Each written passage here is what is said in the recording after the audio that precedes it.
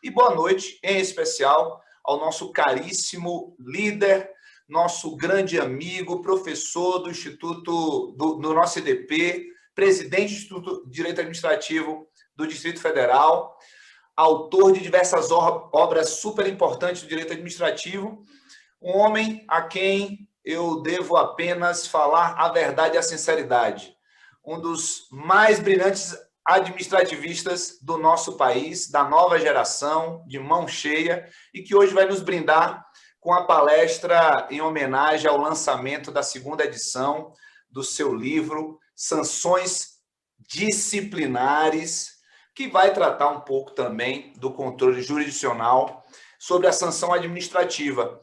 Então, vocês podem mandar mensagens para a gente, já sorrindo aqui nesse início do nosso terceiro painel, para a exposição do professor Flávio Unes, que vai começar falando, apresentando a sua obra, apresentando o seu tema de pesquisa do mestrado, mas que nos brinda agora com a nova edição. Professor Flávio Unes, seja muito bem-vindo, e o senhor tem todo o tempo do mundo para a sua exposição a partir de agora. Muito obrigado. Querido Rodrigo, Antônio Rodrigo Machado, é um prazer estar aqui com você, com as minhas amigas, com o professor Márcio, com a professora Ana. Você sabe muito bem a importância dessas figuras para a minha vida. Professora Ana, para a senhora ter uma noção, e eu estou conhecendo agora por intermédio desse evento, a Fernanda e a Carol são duas amigas assim, de alma, uma amizade fraternal, uma amizade muito carinhosa, muito verdadeira, aquelas amizades que a gente escolhe mesmo, né? O coração da gente escolhe. E no meu livro, elas fizeram a apresentação. É uma coisa tão linda que elas escreveram, não é um negócio que me comove tanto, e eu tenho tanto a agradecer. No finalzinho lá da apresentação delas, elas até escreveram um negócio, entre tantas coisas lindas, elas disseram assim: a honra de apresentar uma obra desse porte, isso é bobagem. Escrita por um juiz superior, outra bobagem. Só não é maior do que a felicidade de apresentar a obra deste amigo para toda a vida, que nos ensina a vivê-la da forma mais intensa possível. Olha, realmente, os nossos momentos, as nossas conversas, os nossos encontros sempre são intensos.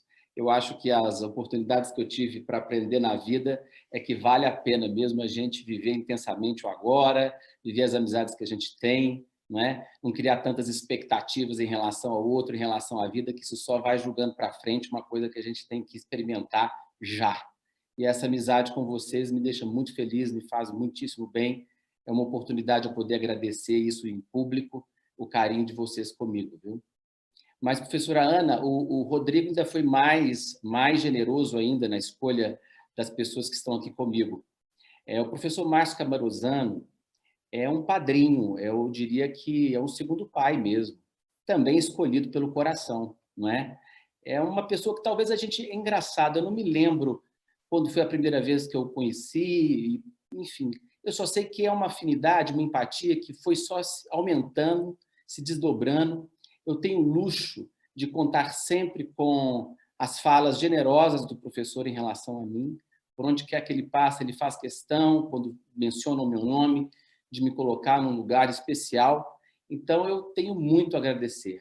Rodrigo, você me deu um grande presente, um presente enorme de juntar essas figuras aqui, que são simplesmente pessoas da minha vida, da minha família, do meu coração.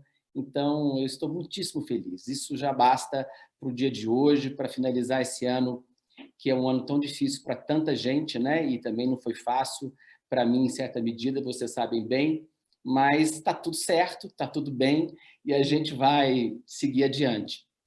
Mas eu também quero dizer que o Rodrigo foi meu aluno, e uma pessoa que, ao longo dos anos, a gente foi aumentando as nossas afinidades, aprendemos muito, trabalhamos juntos, né? Nos distanciamos e nos aproximamos, e hoje nos aproximamos ao ponto de que somos vizinhos, inclusive, né? E eu conto, eventualmente, com algumas visitas dele lá comigo para chorar as pitangas, mas, enfim, eu estou em casa. Professora Ana, imagina a minha satisfação de estar aqui. Bom, o livro de sanções, O Alcance do Controle Jurisdicional, ele despertou para esse tema, na verdade, uma experiência que eu tive como assessor lá no STJ. No STJ, eu fui assessor de um ministro, o ministro Félix Fischer, e, à época, a terceira sessão cuidava da matéria de servidor público, e, à medida que a gente ia elaborando os estudos no gabinete e me deparando com a jurisprudência do STJ, eu fui ficando inquieto mesmo, fui ficando incomodado com o que eu estava lendo, vivendo, que era exatamente eu diria até que uma omissão do judiciário em examinar a fundo as pretensões de direito, as alegações de violação ao direito que eram aduzidas por servidores públicos e que, não raras vezes, acabavam por não ser esclarecidas, dirimidos o conflito, porque se entendia, e se entende, infelizmente, que há uma margem de discricionariedade na atividade disciplinar. E se entende que há uma margem, uma competência discricionária, uma consequência disso é uma certa blindagem do controle jurisdicional que vai ficar mais preso àquelas balizas, mas reconhecendo ali um juízo de conveniência e oportunidade, ou, como dizem outros autores, indiferentes jurídicos, como queiram, mas que não passariam pelo crivo do judiciário, porque estaria dentro de uma ideia de reserva da administração, né? E, à luz da separação de poderes, não caberia o judiciário se miscuir nesses assuntos. E me causou perplexidade isso, porque eu fico imaginando alguém pôr uma sanção a alguém passando por um juízo de conveniência e oportunidade. E eu fui tentando descobrir de onde que saiu isso, né? E eu acho que a pesquisa é isso. A pesquisa você tem que partir de uma inquietação, de um incômodo, né? De um problema efetivo mesmo. E, no meu caso, eu sempre tento provocar meus alunos para dizer que seja um problema real, da vida mesmo. E aí eu fui tentar entender. A primeira coisa que eu me deparei foi com a jurisprudência do Supremo, um precedente antigo, que foi citado por um ministro do Supremo, como se fosse uma referência a uma tese de que haveria discricionariedade. Eu me refiro a um julgado antiquíssimo, de 1944, que nem sei se está disponível, na época não estava disponível, e que eu encontrei na biblioteca do Supremo, e até no meu livro tem como anexo o inteiro teor desse julgamento, em que, a despeito da ementa dizer que ali se negava provimento ao apelo do servidor, a discussão sobre discricionariedade existiu, e existiu no sentido de entender que não caberia discricionariedade numa atividade disciplinar, mas que, naquele caso, tendo em vista 16 outras sanções aplicadas ao servidor e pelo histórico dele, é que se encaminhou pela manutenção da sanção. Mas veja que o tema da discricionariedade foi abordado no sentido contrário daquilo que se vinha utilizando a partir da ementa. Realmente, a ementa é um problema, é uma coisa que a gente tem que ter muito cuidado. Não é? Tem hora que eu brinco que talvez devia abolir ementa, não ter ementa, porque ela esconde, ela escamoteia muito do debate, e nos julgamentos virtuais, nos julgamentos por lista, nos julgamentos lá mesmo, é um de acordo, em cima, muitas vezes, de ementas, e eu sei, é um volume extraordinário, que não há, tem que lidar com os fatos, né, com os obstáculos reais mesmo, que os tribunais superiores têm que lidar, mas, enfim. E aí eu comecei, então, mas por quê? De onde que tiraram isso de que seria discricionário? A partir de qual lente, de qual olhar que eu iria examinar essa questão? E aí que eu me deparei com a teoria da adequabilidade normativa, de Klaus Ginter, que passou a ser essa teoria o meu referencial teórico, a minha lente por meio da qual eu iria olhar este problema. Qual o problema? Se haveria discricionariedade ou não na atividade disciplinar. Uma resposta a isso, e tendo em vista a jurisprudência nacional. Bom, é por isso que lá, logo no primeiro capítulo, eu fiz questão de apresentar o meu marco teórico. Não é muito comum, após a introdução, evidentemente, eu quis apresentar o marco teórico. Eu senti essa necessidade logo no meu capítulo 2, na verdade. Primeiro é a introdução. E aí, eu vou seguir aqui rapidinho, porque eu não vou falar de tudo, mas eu quero passar rápido. E aí, depois de apresentar a teoria da adequabilidade normativa, eu entrei no regime jurídico das sanções disciplinares. Então, tentei delimitar qual era o conceito de sanção disciplinar, tendo em vista que esse é um objeto central do meu estudo, tive que tocar num assunto importantíssimo, que é muitas vezes mal compreendido, que é de se reconhecer ou não a figura da relação de especial sujeição, né?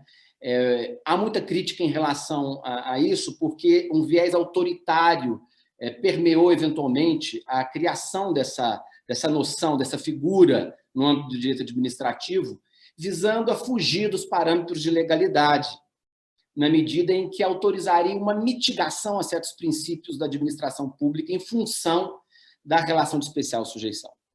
A relação de especial sujeição, ou o nome que se queira dar, é uma coisa que decorre, é uma figura que decorre do fato, do mundo da vida.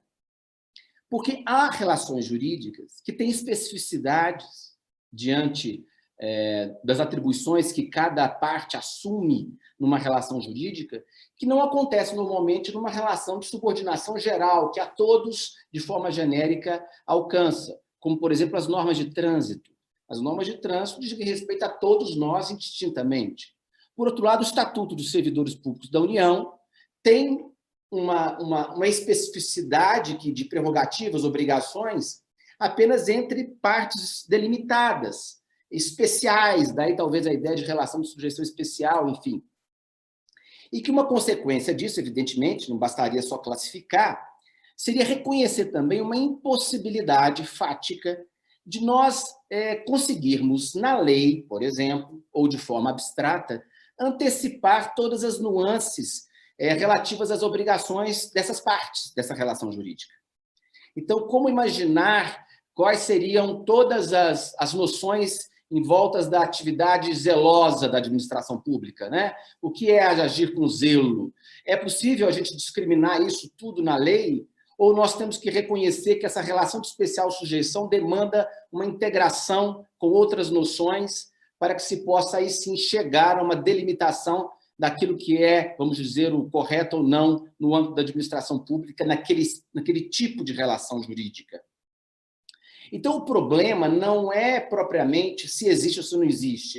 É um fato que há relações jurídicas que têm essa subordinação diferenciada se compararmos com a população em geral. A questão é quais são os desdobramentos disso, ou seja, quais são os efeitos disso, né? E eu trato disso especialmente quando falo dos princípios, né? Atinentes a essa atividade sancionadora disciplinar. E aí eu trato também, nesse capítulo 3º, do princípio da legalidade, do princípio da reserva legal na relação de especial sujeição, não é? Ou seja, é possível, se nós compararmos com o direito penal, e aí já partindo de um pressuposto que eu também defendo e apresento, de que há um núcleo constitucional relativo ao direito sancionador, tanto para o direito penal quanto para o direito administrativo sancionador, e o fato de reconhecer isso não significa que haja uma identidade absoluta de um princípio na esfera penal com o do administrativo disciplinar, como, por exemplo, da reserva legal. Ou seja, a reserva legal no direito penal tem uma exigência, uma dimensão muito mais rigorosa no sentido de se antecipar, sim, por meio de lei, as infrações e sanções de uma forma, e aí, atrelando essa noção de tipicidade também descritiva ao máximo, mas que no direito administrativo sancionador em relações de especial sujeição seria inviável, porque não teríamos como o catálogo de infrações do direito penal é muito menor do que o catálogo e as possibilidades de infrações administrativas, que lotariam uma biblioteca inteira se houvesse a necessidade de tudo estar ali discriminado com o mesmo grau de detalhamento. E não seria possível fazer, como eu disse no exemplo aqui, por exemplo, quando se fala em exercer com zelo a atividade pública, é óbvio que eu vou ter que ir atrás de regulamentos, de outras leis, para entender quais são aquelas atribuições daquele cargo específico, se há ordens hierárquicas, por meio até de atos infralegais, que colocam exatamente aquele servidor numa condição A, B ou C, em termos de cumprimento de suas atribuições, da forma como eu quero, da forma como eu não quero, não é? Há gabinetes em tribunais superiores em que o ministro autoriza o servidor a receber advogado. Outros não. Isso pode ser uma infração disciplinar em um gabinete e não ser em outro. Isso tinha que estar em lei? nesse grau de detalhamento? Me parece que não, dada a dinâmica dessa relação jurídica, que é uma relação de especial sujeição. Não é? Eu trato do princípio da tipicidade, mostrando que o fato de, no direito sancionador, mitigar, à luz daquela referência do direito penal, noções como da reserva legal e tipicidade, não significa não exigir a efetiva cumprimento dessas noções. Mas qual seria essa noção de tipicidade, por exemplo? Se no direito penal a norma penal em branco é uma exceção, nós temos que reconhecer que no direito administrativo disciplinar, em especial, ela é quase que uma regra, exatamente pelo exemplo que eu acabei de dar. Mas isso significa que eu posso abrir mão, eventualmente, de uma descrição legal em detalhamento na lei, mas não significa que eu vá abrir mão da necessidade de haver um regulamento ou um ato infralegal que, de forma clara, faça com que o servidor saiba o que é certo e o que é errado, o que ele pode e o que ele não pode. Porque, em última instância, nós estamos falando do atendimento da segurança jurídica. As pessoas precisam saber o que elas podem e o que elas não podem fazer de modo antecipado. Né? No final das contas, é disso que nós estamos falando. Né? Então, eu aproveito nessa segunda edição para falar do princípio da culpabilidade e falo do princípio da culpabilidade em matéria de improbidade administrativa, fazendo algumas incursões à jurisprudência atual, fazendo críticas que eu já tive a oportunidade de fazer junto com o professor Márcio Camarosani em artigos que escrevemos sobre o tema, criticando essa noção extremamente fluida de tipificação na lei de improbidade como violação a princípios, por exemplo, entre tantas outras presunções que existem na lei de improbidade, não na lei propriamente, mas muito mais na interpretação que os tribunais têm dado a propósito de presunção em ré ipsa, de prejuízo ao erário, e são tantas as presunções em matéria sancionadora que causam uma perplexidade chocante. E eu fico imaginando que seria um criminalista se deparando com esse cotidiano do direito administrativo sancionador. Eu tenho uma expressão que não dá para falar em público, mas é um negócio de fazer arrepiar os cabelos de qualquer um. Né? Nunca seria imaginável um mínimo de tipicidade, um mínimo de dosimetria, de individualização de sanção. Enfim, é um negócio surreal, porque há um desprestígio, na verdade, do direito administrativo sancionador se comparado com o direito penal. Ou seja, o direito penal é secular o estudo a propósito das garantias, do devido processo. Quando chega no direito administrativo sancionador, parece que nós estamos falando o seguinte, olha, como vai ter uma decisão primeira da administração pública, diferente no penal, que já é direto, como no civil e outras áreas, a jurisdição é una mesmo, no sentido figurado, que é una até no caso do administrativo, evidente, mas que não passa por um juízo preliminar de outra instância, como acontece no direito administrativo sancionador, dá a impressão, então, de que não. Então, é quase que um princípio da deferência. E é engraçado, o princípio da deferência em matérias de direito econômico são colocados em relação a decisões do CAD. Aí, no direito sancionador, muitas vezes também, em matéria disciplinar, fala da independência das instâncias. Não é? Então, a gente nota, muitas vezes, uma dificuldade do judiciário, alguns diriam... não, uma dificuldade do judiciário de enfrentar essas questões. Dá um trabalho gigantesco você ter que se debruçar sobre um processo administrativo produzido na esfera administrativa e que, às vezes, até por meio de mandado de segurança, é acostado, provoca-se o judiciário, e o judiciário, quando não sai pela discricionariedade para dizer que no mérito eu não posso mexer, ele sai, às vezes, pela via processual, de que a via estreita do mandado de segurança, como se a complexidade se confundisse com via estreita, o que é um absurdo, dada a natureza e a garantia constitucional do mandado de segurança. Esse também é um tema que eu tento abordar no livro, para, em seguida, entrar no capítulo 4 e falar da discricionariedade administrativa propriamente dita e conceitos jurídicos indeterminados. E aqui é muito interessante, porque a nossa doutrina, e boa parte dela, ao discorrerem sobre discricionariedade, em alguns casos de modo expresso e outros nem tanto, podem dar a impressão de que a aplicação de conceitos fluidos deflagraria uma competência discricionária. E deflagraria uma competência discricionária em razão dessa fluidez, porque não seria possível determinar qual era a única decisão correta, na medida em que aquela fluidez possibilita margens de interpretação de decisões igualmente corretas, vamos dizer assim, daí em diferentes jurídicos, e daí porque pode se escolher entre uma e outra, não é? Daí a discricionariedade e daí a blindagem no controle jurisdicional. Então, veja o efeito de você entender como teoria e como regra que a aplicação de conceitos fluidos levariam a isso. Eu tento demonstrar que isso é um equívoco, especialmente em matéria sancionadora, ou seja, em matéria que se impõe sanção e que você olha para trás relativamente a fatos que já ocorreram e que o resultado disso vai ser exatamente uma medida desfavorável e que expõe a dignidade de qualquer pessoa, que é a sanção, seja ela disciplinar ou qualquer outra, que não seria possível admitir que o simples fato de haver conceitos fluidos desencadearia a discricionariedade. Isso não dialogaria com o princípio da culpabilidade expresso na Constituição. Enfim, artigo 37, parágrafo 6º, exige dolo ou culpa de servidor em matéria financeira patrimonial, o que dirá em matéria de sanção disciplinar. Ou seja, não tem como compatibilizar essa ideia com discricionariedade.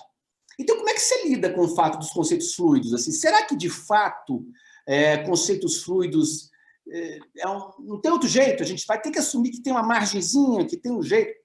O professor Celso Antônio, no livro dele, ele dá um exemplo interessante. Ele fala assim, às vezes a lei, por exemplo, fala que para internação em um hospital, se a lei colocar lá de uma forma fluida que aquele que tem uma renda menor vai ter prioridade nos leitos do hospital, e aí chega lá, então, aparentemente, chega lá uma pessoa que recebe um salário mínimo e a outra 2 salários mínimos. Então, aquela pessoa que recebe um salário mínimo, ela vai ficar na frente. Mas aí o professor lembra, peraí, mas aquele segundo tem 12 filhos e uma situação tal. Então, ele mostra, está vendo como é que o conceito fluido tem que ser utilizado pelo legislador para que a gente possa acomodar ou reconhecer essas nuances e não, inclusive, cometer injustiças? Só que esse exemplo do professor confirma a minha tese. Na verdade, o professor lança um exemplo que, a meu ver, corrobora a minha tese de que não há discricionariedade. Porque nesse próprio exemplo do professor Celso, não há outra opção. Que opção? Eu tenho que ganha menos. Um ganha um salário mínimo, o outro ganha 2. Mas esse que ganha 2 tem 12 filhos, a mulher no hospital, ou sei lá o quê, que dúvida existe? E por que não existe dúvida? Porque a noção do direito pressupõe a validade das normas no juízo abstrato, mas também o juízo de aplicação com todas as nuances do caso. Não é apenas prima facie que se entende o direito. É prima facie, como primeiro momento de validação das normas, prima facie aplicáveis, que só diante do caso concreto eu vou, então, verificar qual é a norma adequada para aquela situação. Alguns querem dizer a única decisão correta. Em matéria sancionadora, não tenho dúvida. Porque se o judiciário pode atestar que há má-fé ou não há má-fé em matéria civil, em matéria de tantas outras, por que ele não pode atestar que há zelo ou não há zelo no desempenho de funções? Qual é a diferença? Nenhuma. E por que isso é reconhecido como violação a direito ou matéria jurídica em uma instância e quando se fala em matéria sancionadora disciplinar, não. Isso aí deflagra uma discricionariedade. Então, a conta não fecha, a meu juízo, e eu tento demonstrar isso. E aí, avanço no capítulo 5 para falar do controle jurisdicional das sanções disciplinares. E aí eu falo da unicidade de jurisdição, falo de precedentes do Supremo, atualizo outros precedentes, faço referência à matéria disciplinar no direito do trabalho, porque eu acho que isso é muito interessante. Ora, numa esfera privada, como é que é a dinâmica disso? Por que tem que ser diferente, não é? E depois, no capítulo 6º, isso já é uma novidade na segunda edição, eu falo de uma reviravolta, vamos dizer assim, no STJ sobre o tema. Isso porque, quando escrevi o livro e estava pesquisando no STJ, o ministro Félix Fischer acolheu essa minha tese e levou à terceira sessão, no julgamento de um caso.